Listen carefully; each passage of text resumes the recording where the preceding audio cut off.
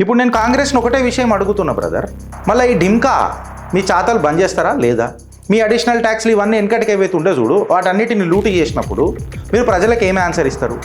అరే మీ దాంట్లో ఉన్నప్పుడు తిప్పి కొడితే 3% మంది కంటే ఎక్కువ లేకుండే ట్యాక్స్ పేయర్.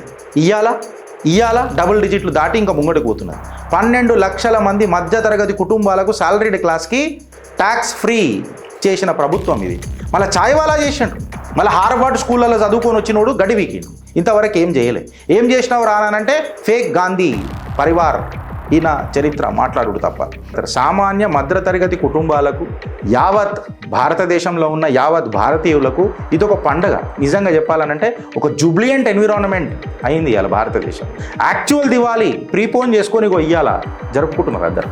మీకు నిజంగానే దేశం మీద అంత ఉంటే, దేశ ప్రజలు గరీబీ హటావ్ అన్న స్లోగన్ మీకు ఉంటే, ఈ ఎక్సర్సైజు ఇది ఉందిగా, మీ మందులు మాకులు అమ్ముతారు, దీన్ని పెట్రోల్ని వ్యాట్ తీసేసి జిఎస్టీలకు తీసుకొస్తారా? ఫస్ట్ ఆ తీర్మానం మీ కాంగ్రెస్ పాలిత రాష్ట్రాలకే మొదలెట్టారు.